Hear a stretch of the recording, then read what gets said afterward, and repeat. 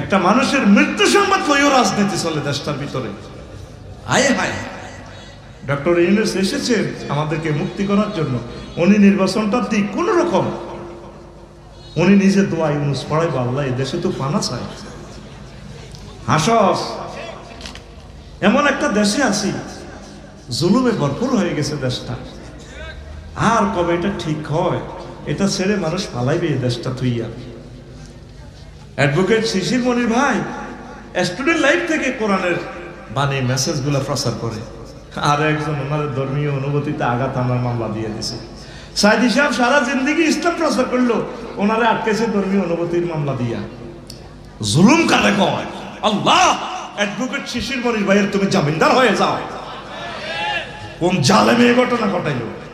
দেশটা এমন ভাবে সেট আপ হয়ে গেছে, এখানে শুধু জুলুমের কদর, ঠিক কিনা?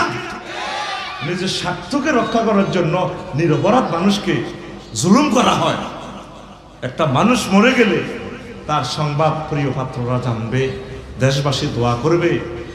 একটা মানুষের নাগরিক অধিকার বলতে দেশটাতে কিছুই নাই রে, ঠিক কিনা?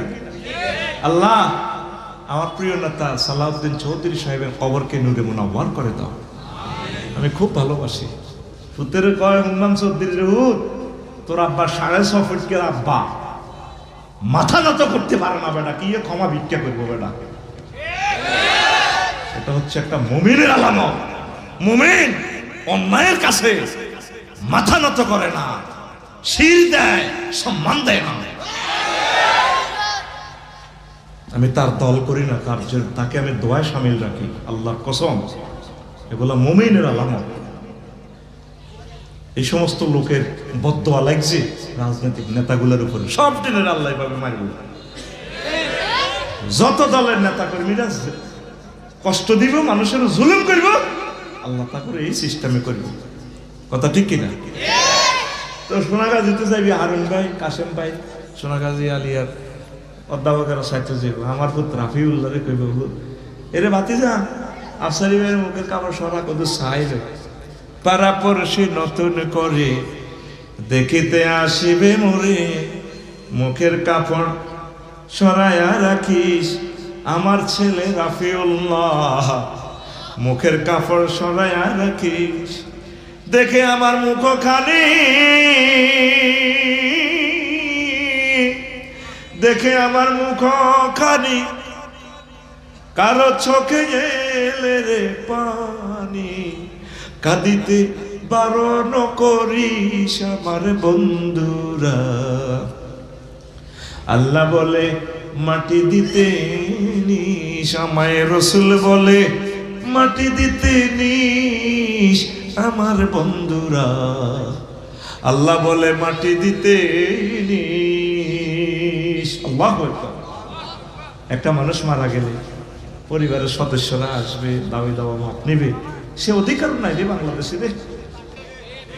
আমি আমার রাডারে দেখতে পাচ্ছি 4 কোটি মানুষের ফেয়ার অয়েল বাংলাদেশ থেকে 21 লাখ বাড়িঘর চলে যাবে শেষ ভূমিকম্পে।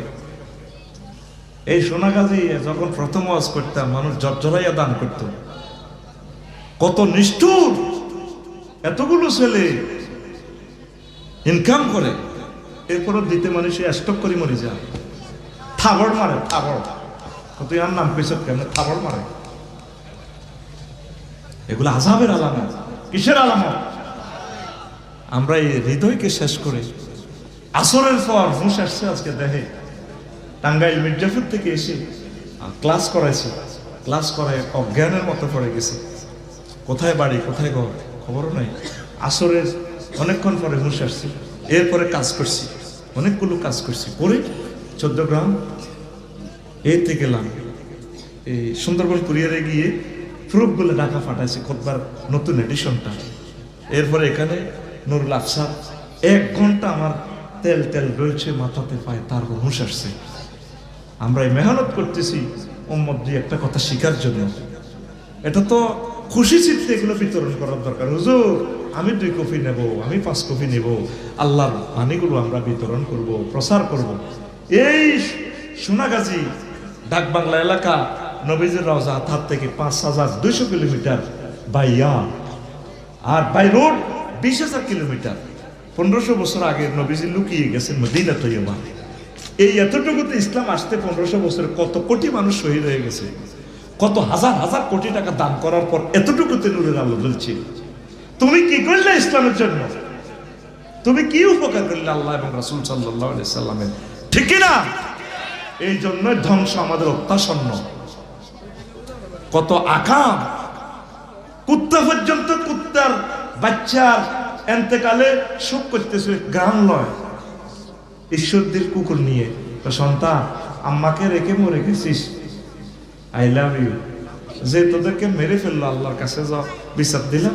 উপজেলা নির্বাহী অফিসের কাছে আমি যাচ্ছি, আমি তার কাছে বলবো আমার মনের ব্যথা। সন্তানের শোক সন্তর্প মা করলো, আর আমি মুসলমান হইয়া বাংলাদেশে মরে গেলে আমার খবর কেউ জানে না। আমার অন্ত্যেষ্টি ক্রিয়া, শেষ বিদায় অনুষ্ঠান, আমার কবর আসসালামু আলাইকুম আল্লাহ কবর বলতে পারে না। এটা একটা দেশ হইল? এটা কি হইল দেশটার ভিতরে? কথা ঠিক না? বললাম আর কি, মনের কথা। আল্লাহ আমাদেরকে হেদায়েত এবং হেফাজত করুন। লাশ নিয়ে ব্যবসাটা এই দেশে বন্ধ হোক। আবার কত গুণের লাশ নিয়ে মাজার ব্যবসা করে।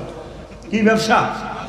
মাজারে লাশ আছে না কুত্তে আছে খবর নেই, এটা দিয়ে ব্যবসা এভাবে বলছে। হক মাওলা আলিফেতে আসো তুমি, মিমের মধ্যে বাবা হামদাইছি আমি, মিমেতে মোহাম্মদ সেজে করিতেছ বানারি, ঠেকিয়াছি বীর ঘাটে তোরা বাহা মাওলা মারে। এটা ফেরাউন্নার দেশ হয়ে গেছে। এই ফেরাউন্না সেটা মাজার ব্যবসা করছে, পয়লা তরমুজ দোয়ানদারি করতো সে সন্ত্রাসে। এই মাজারে তো টেয়া গাই গাই, তখন ওই এই ফেরাউনের, তখন আসল ফেরাউন যখন মারা যায়, তখন বললো যে দেশ তো ঋণগ্রস্ত হয়ে গেছে, আমি অর্থমন্ত্রী নিয়োগ দিব, তবে যে আমার দেশের ট্যাক্সটা শোধ করতে পারবে এমন কোনো ধনী ব্যক্তি থাকলে আসো। এ তখন এ রামিশেষা, দ্বিতীয় রামিশেষা স্যার আমি পারবো, আমরা পাওয়া গেলাম করি। কি রে, তুই তো কবরস্থানের চাকরি পাইছ, তুই এটা কেমনে করবি? স্যার আমরা দোয়া, আমি সেখান থেকে চাঁদাবাজি করি, সিএনজি স্ট্যান্ড থেকে যে মাল আমি পেয়েছি, জানবো কবর ভিতরে কত টাকা। তোর মতো লোক আমারই দরকার, ক্লোজ আপ ওয়ান তোমাকেই খুঁজছে। এক টানে কবরস্থানের চাঁদাবাজ প্রধানমন্ত্রী। এরপরে গেছে রাজামরি মিশরের দ্বিতীয় রামেশাস, হাতে ডাইরেক্ট প্রেসিডেন্ট হয়ে গেল। এরপরে চিন্তা করলো প্রধানমন্ত্রী চেয়ার তো খালি এসে কারো রাখা যায়, তখন হাতের লগে একসাথে মতিগঞ্জ ডাব চুরি করত ওই কারিন্না চোরা। এ তারে খবর দি আনাইছে সংসদে, দেয় যে কত সেলুট, কারণে তার দিকে সাহেব তসলাইট নেই। কি রে কারণে নিবি? চুপ ভাই, ইজ্জত খাচ্ছে, বন্ধু আছি পরে, চুপ বয়, নিচে বয়। এখন কত তুই কি একসাথে বলা তোর মুখ চুরি করছিলাম, তুই হে বেড়াবি না, চুপ কর, ভিডিও ভাইরাল হয়ে যাবে। ও হ্যাঁ, কত তুই এই অবস্থা, তুই মিশরের প্রেসিডেন্ট কেমনে হইলি? কবাই সাম কোয়ালার কি আজিমপুর গোরস্থানে চাঁদাবাজি করি, লার্জিকে কবর দিত না, এতে চাঁদা খায়। কনা রাখছে যদি লাশ হিয়ালে টিয়ালে উড়ালা কর্তৃপক্ষ দায়ী নয়, তো এই আহালেরা কিছু টাকা পয়সা দেয়, এই চাঁদাবাজি করি এতে ঢাকা কি ছিল সে, আর এখন পুরো অর্ধেক ঢাকার মালিক। ক্রিটিসাইজের জন্য বলি না, আল্লামে আইনিল লিল্লাযিনা আমানু আন তাকশারা কুলুবুহুম লিযিকরিল্লাহ। এখনো কি সময় হয় নাই আল্লাহর কাছে তওবা করার? এখনো কি কোরআনের কর্মী হওয়ার কি তোমার সময় হয় নাই? আর কি হতে চাও বাংলাদেশের, ঠিক না? আল্লাহর ওলিদেরকে, আলেম ওলামাদেরকে আর কষ্ট দিও না, কোরআনের রঙে রঙিন হয়ে যাও।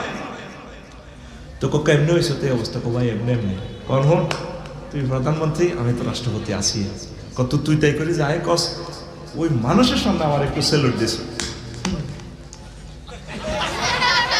সোনাগাজী কলেজ আইলে এতে এই হলদার নদীর দিকে সেলুট জানাও,